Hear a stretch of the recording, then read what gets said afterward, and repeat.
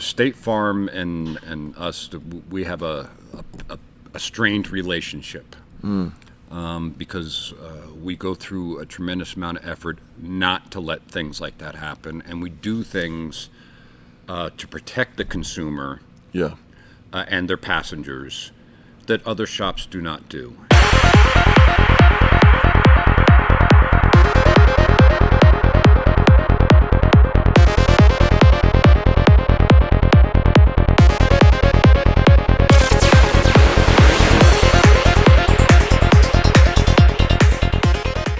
Hello everybody and welcome back to another episode of The Airing of Grievances. I'm Eric Reamer, that's Robert Grieve, and we are thankful that you are here today. In fact, for those of you who are coming for the very first time, we want to extend a special welcome because we know that you have all kinds of things to do with your time, and we genuinely appreciate you spending time with us. If you are visiting at 9:30 a.m. on a Saturday morning, that's in the Mountain Standard Time, then chat with us. We are here live during the premiere. Go ahead and click the chat on the YouTube app in your phone or on your browser, and we'd be happy to chat with you. If you are watching this afterwards, we say thank you again for watching it. You want to make sure that you watch all the way to the end, especially because there's some interesting fireworks that sometimes happen at the end of these videos, and this one promises to be full of fireworks. Second of all, if you're one of our regulars, you're family to us. Thank you. And we do thank you always for being here. And on that note, Rob, I say to you, happy Saturday. Happy Saturday. Click that like button. Please do. Just get it done now. That's right. We appreciate it. Helps us out. It really does. And not only does that help, but when you click the subscribe button, if you haven't subscribed yet, again, these things don't cost you anything. We would never ask you to pay anything to support the channel, but that does support the channel when you hit that red subscribe button and let them know that this is valuable information to you. Yeah, and again, it's consumer driven. This is not made for the benefit of the industry or the people in the industry, although we all kind of watch and chat and all the rest of that. This is for you, the consumer, and we put on this whole series to protect you from the potholes of having an accident. Sometimes before, sometimes during, sometimes after. This one is going to be an after. Yeah, that's a great way of setting it up, as potholes. And as you know, I had a run-in with not one but two potholes, and it totaled a car. So you got to be careful with those. We're not talking about potholes today, though. No. I want you to, if you will, set up what we're going to share. And by the way, you'll hear certain themes in this video that are reminiscent of a lot of our videos, and we make no apology for that because they happen over and over and over again. Yeah. And that means this is something that you really do need to be aware of. So Rob, set us up. What are we going to talk about today? Okay, so Carol, my wife, sent me a text and said, I just emailed you something, I think you should read it. Okay. And like everybody else watching, I stopped what I'm doing and read it. Oh, yeah. In fact, there was a link that Carol sent you. Yeah. And that link will be in the description box right below so that you can read this for yourself. But for those of you who don't want to click that link, I'll read it for you. Yeah, it's going to be good. So instead of us telling the story, we'll tell the story at the end. What happened next? What does Paul Harvey say? The rest of the story. We're going to tell you the rest of the story. Yeah. But we're going to put this into the consumer's voice that wrote this post and put it out on NextDoor social media site. Yeah. To warn some people. Yeah. So with that. What does it start with? The title of this is Public Service Announcement. And I will be very clear here. This is not Rob or I, nor our opinions. This is written from the perspective of the consumer. By the consumer. By the consumer. And posted by the consumer. And by the way, I think there's like 60 comments at the point of our film. Yeah. 60 comments and growing. And from some of the comments, you need to watch this. Yeah. All right. Public service announcement. And keep in mind, one more time, when I use the word I am speaking in the voice of the consumer.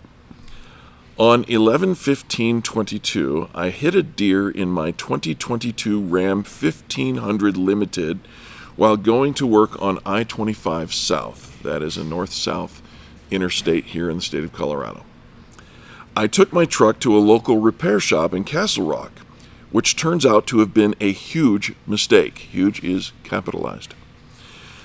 They had my truck for an unnecessarily extended amount of time, even though the parts were not on back order and were actually delivered early. During the process, I thought it was just the communication and customer service that was a mess. Man, was I wrong. In the over 2 months they had my truck, they did a poor attempt at repairing it. I picked up my truck on January 20th, 2023, well past the promised buy date. And when I drove away, I had multiple warning dash lights start flashing. When I got home and tried to use one of my door handles, it didn't work. They installed the incorrect windshield. They messed up my dash camera wiring, didn't address the window tint that should have been replaced after repair. My truck cameras weren't working. One of my speakers in a repaired door was damaged, and they scratched the metal frame around my radio during the repair. I took it back a week later, and they accomplished nothing because they got, quote, backed up. I had an appointment to take it back a few days later, but that was canceled 30 minutes before the appointment because we had snow. We get that quite often around here. It's true. That commentary was Rob's voice. We'll go back to the consumer now. The part that is most disturbing is the general manager said, quote, "It is what it is," while I was sitting in their waiting room in response to getting a call from another dissatisfied customer. I reached out to corporate and they refused to deal with, and I refused to deal with them at this point, so they sent me to their sister store to fix the issues. They addressed a few of the issues, but didn't complete the work to pre-accident condition. When I got my truck back, there were scratches on my leather dash that were worsened after the last repair, so I had to have an independent company repair that issue. I was left with a damaged door/speaker and a scratched dash at this point, which seems like it should be an easy fix. I had a bad feeling about all of the repairs, so I had a simple driveway inspection at repairs that didn't require disassembly, and they found several issues. The radiator should have been replaced, the door was damaged, a steel component was installed either broken or was damaged after install, and more. With this information, I took the truck to Nylund's Collision Center, where they noticed several issues, including issues with the welding on my frame having burned through, issues with the installation of the bumper, radiator issues, and much more. I got a call today from the insurance company, and they said there is extensive damage that was not addressed and more damage caused by Crash Champions and their poor attempt to repair my brand new truck. They charged insurance for OEM parts, they being Crash Champions, that's according to this, charged the insurance for OEM parts, and it appears that they may not have installed OEM parts, but aftermarket or refurbished. I've also read through CRS 42-9101, which is the Motor Vehicle Repair Act, and it looks like they may have violated many aspects, in my opinion. This post is threefold in its purpose. Pay attention, folks. This Number one is what you want to hear. Number one, I'm trying to warn people to do their research before trusting a company that is, quote, select service for an insurance company. It's that way for a reason. Number two, I am encouraging anyone who has had any work done to have a post-repair inspection done to verify that your vehicle is safe to drive.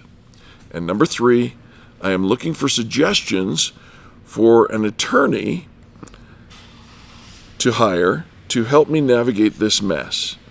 I feel the value of my truck has taken a huge hit after being in the shop 4 times, as it will show up on my truck's vehicle report. Thanks for any encouragement and any pointers that anyone might have. Once I have all the information available from the most recent stim, I will I'm not sure what that is, recent something. I will update the post with all of this stuff that they missed and damaged while fixing my truck. Fixing in air quotes. This gentleman is frustrated, and that is painful to read, to think about, and I believe we have some pictures. We do have some pictures. So just to summarize, we have a brand new truck, a 2022. Yep.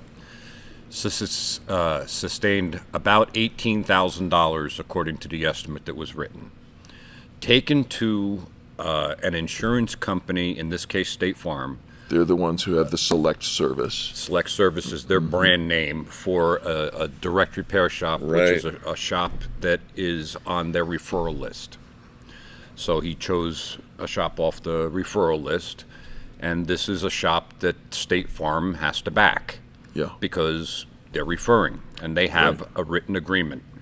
And, you know, the insurance company gets some discounts for referring people, and the body shop gives some discounts in an effort to get people to come to the shop. I see. Okay. And so If you need more information we on have plenty. the nature of that relationship, a DRP relationship, I'll put a link to a post that we've got here that might be of great interest to you.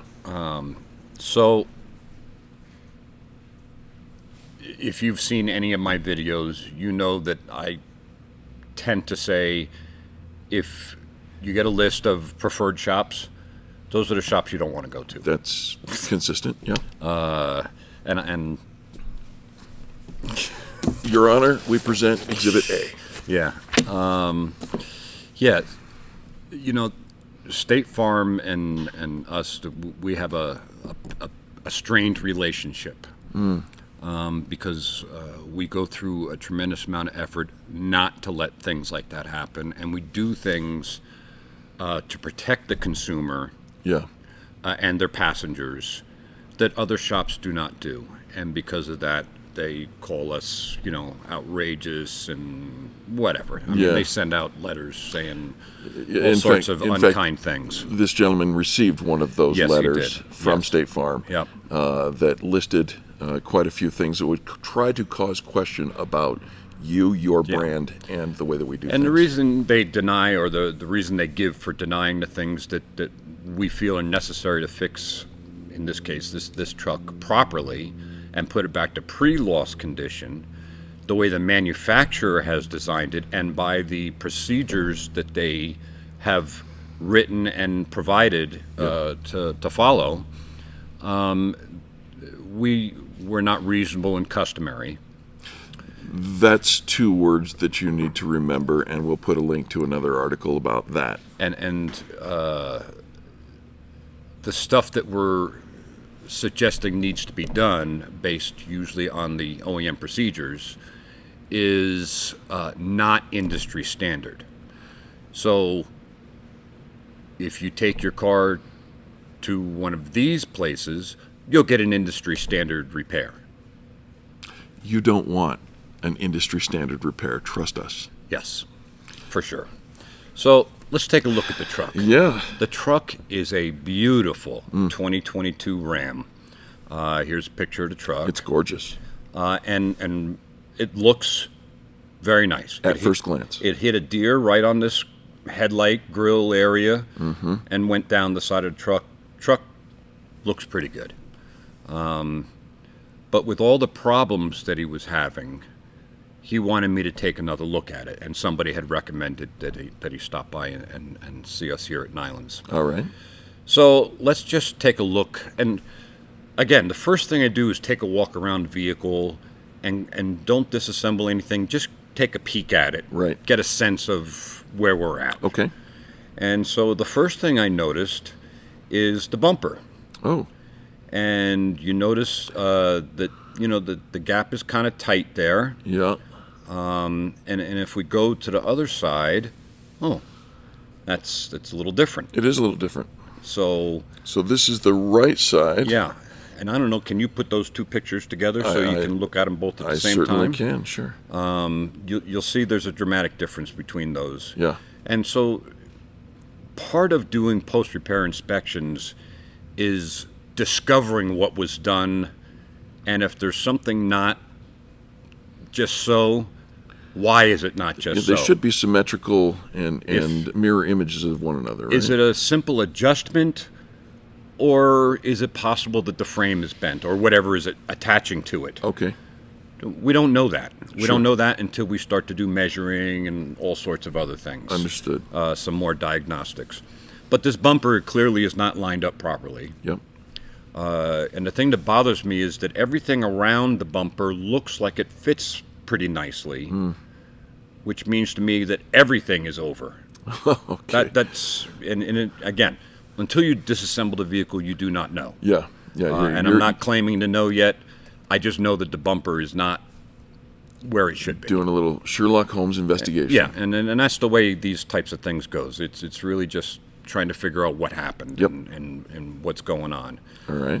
So here we have a picture of the backside of the fender right by the front door. Okay. Yeah. And you'll see this green markings here. There's like a little divot there. Yeah. And it's a brand new fender. Okay. There shouldn't be any kind of a divot there. Right. So if we take a little closer look at this divot Oh. from the backside, so now looking towards the front of the car instead of the rear of the car, Yeah. opening the door, you can see that fender has a crack in it. It certainly does. And this is the way the vehicle was delivered. And naturally, that's going to rust. Sure. And, it just shouldn't be there. agree.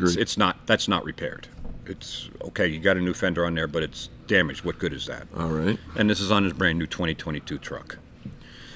So let's go a little bit further and take some more.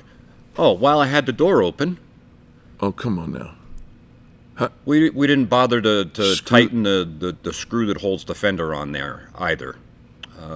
Rob, that looks horrible. It makes you wonder when you see things, and you as consumers can do this same walk around and find these things, and it does not promote confidence in the rest of the repair. That's a nice way of putting it. It creates some doubt. And, if you're looking at other stuff that looks good, is it really good, or is it maybe not so good?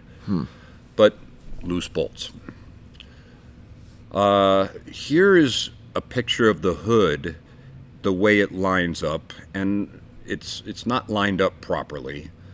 And let's do a side-by-side comparison on this also. Wow. Whoa, that makes a big difference.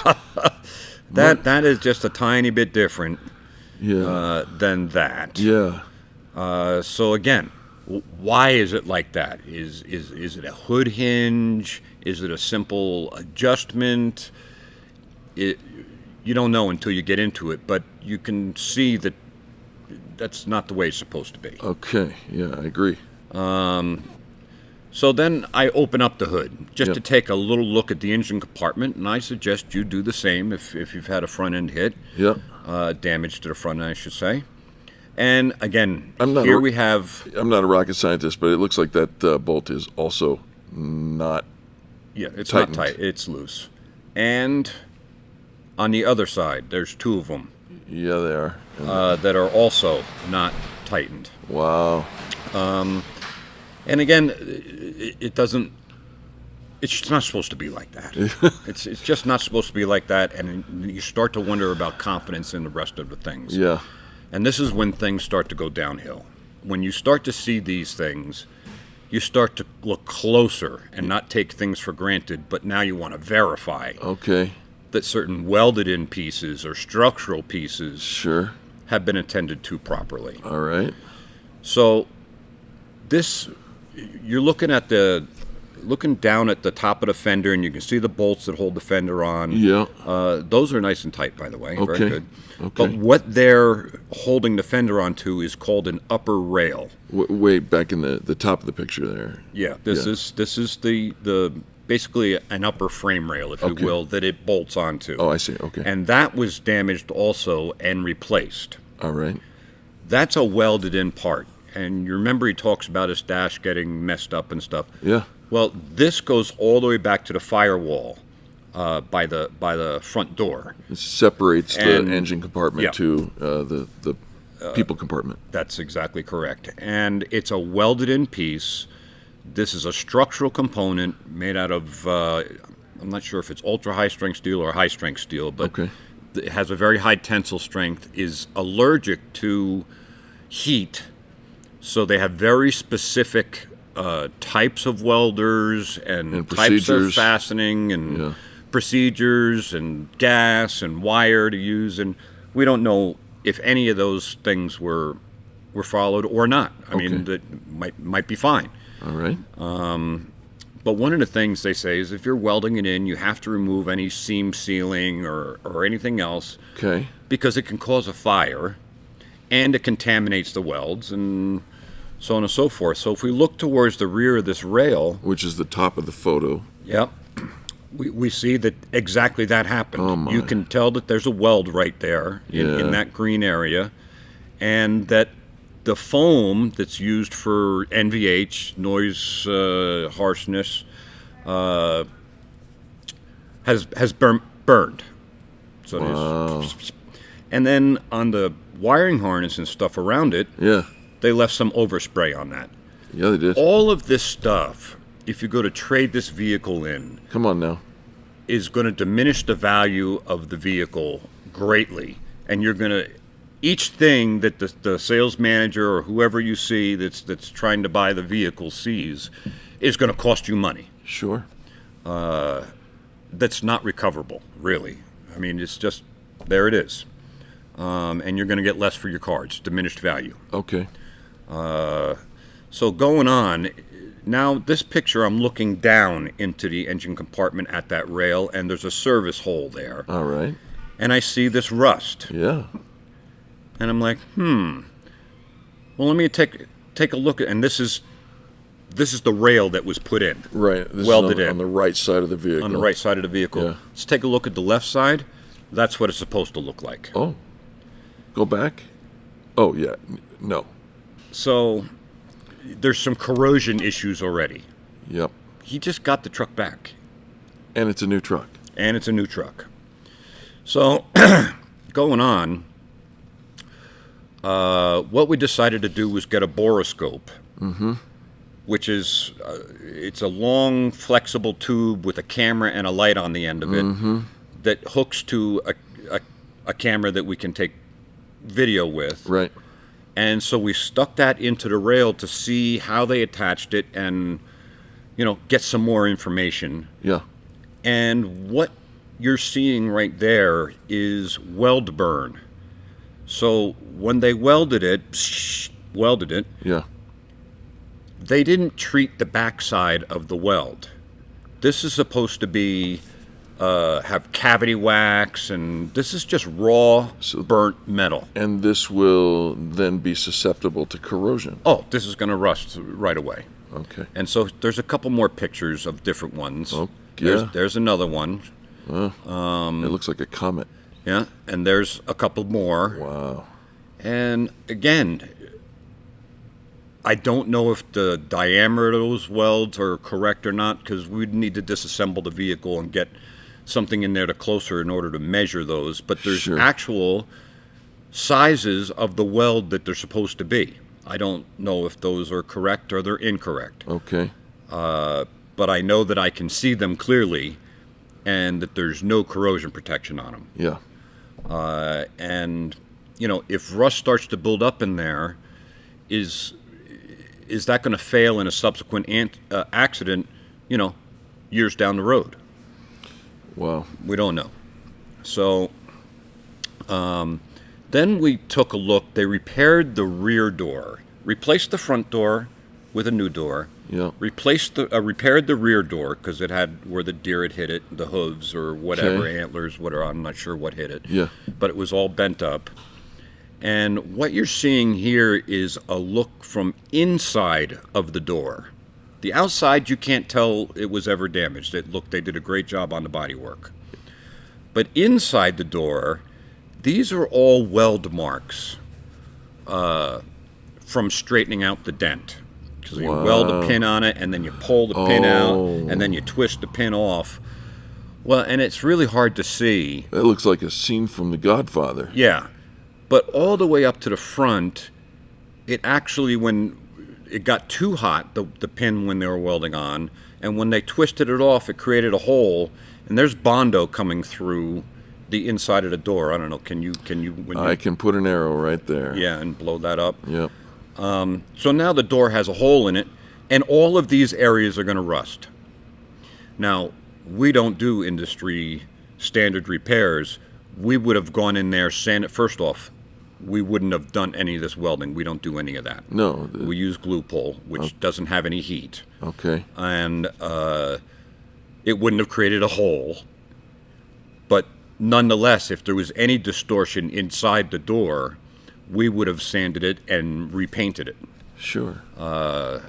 And obviously that was not done here. This is also going to corrode.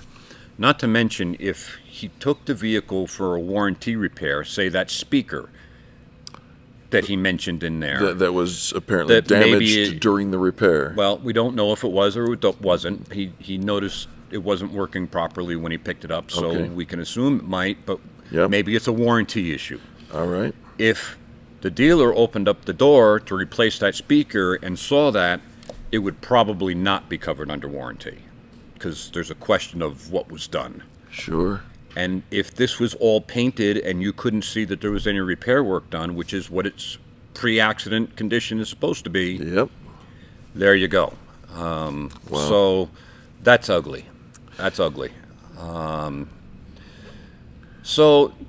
Now, one of the other things, and we touched on this in last week's video, sometimes when you read the estimate, and you must get a copy of the repair plan and familiarize yourself with how they're going to repair it. Yeah.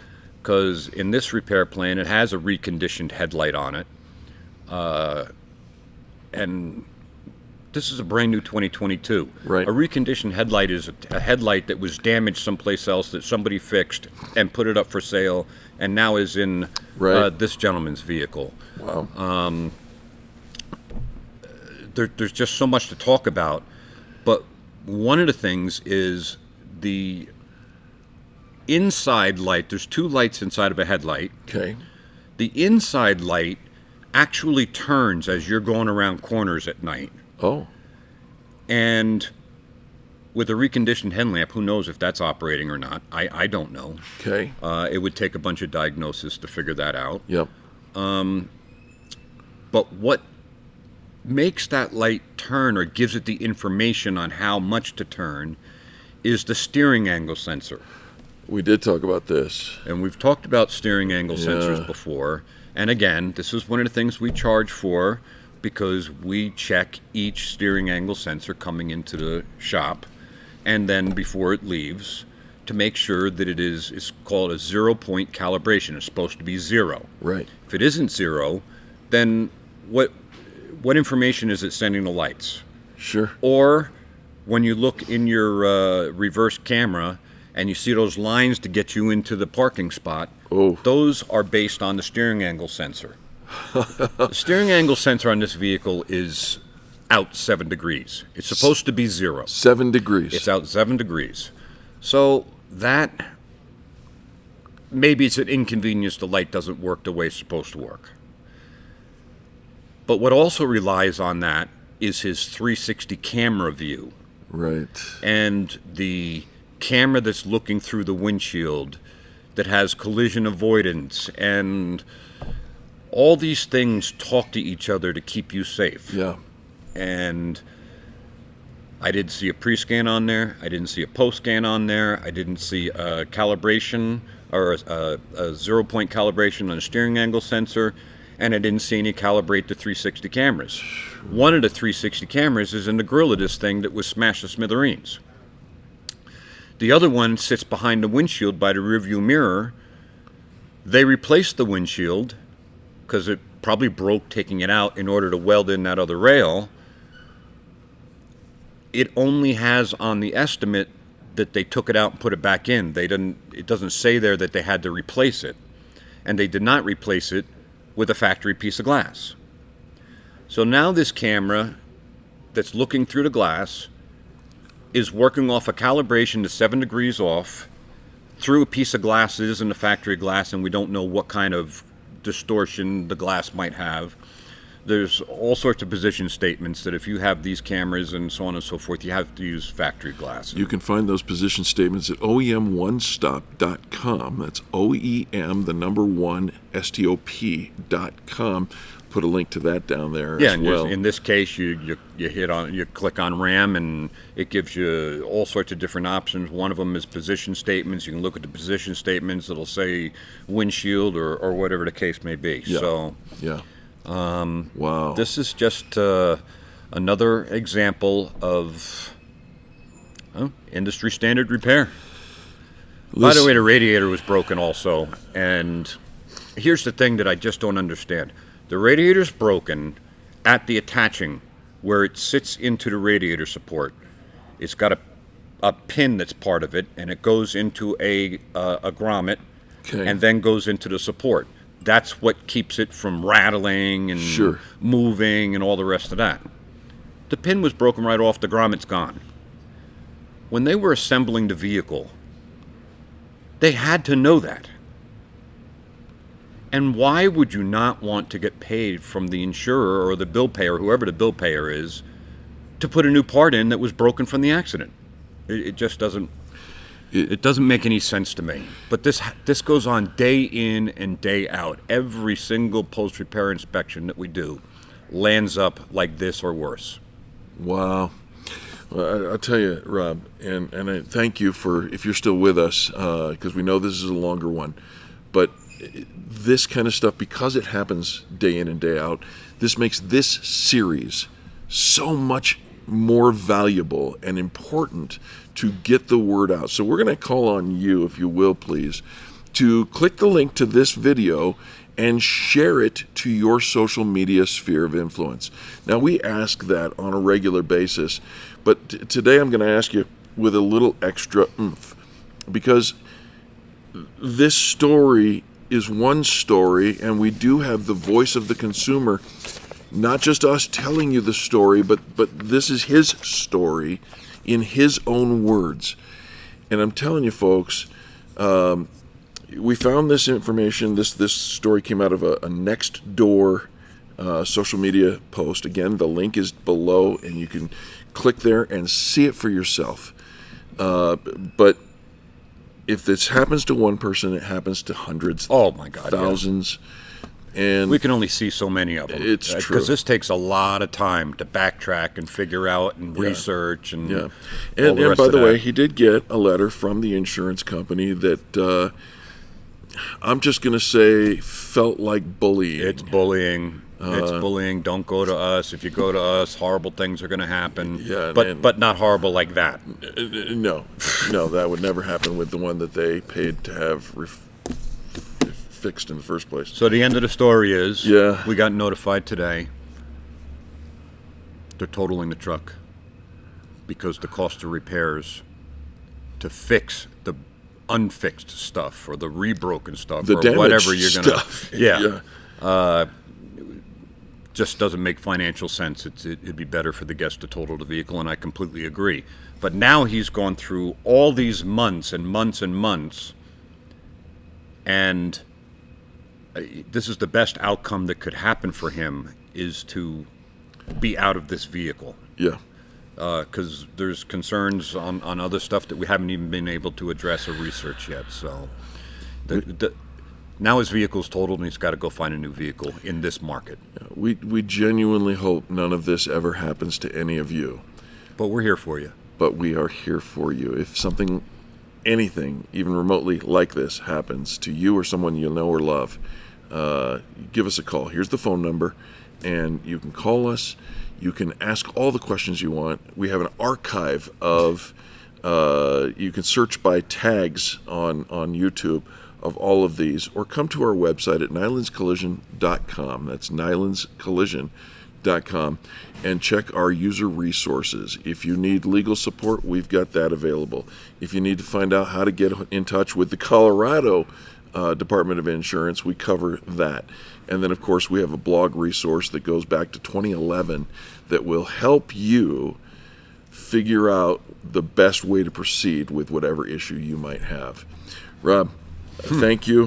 Happy Saturday. Happy Saturday. So glad we were able to help out. My dear friends, thank you so much for tuning in, and I hope you have an amazing week. We'll see you next Saturday.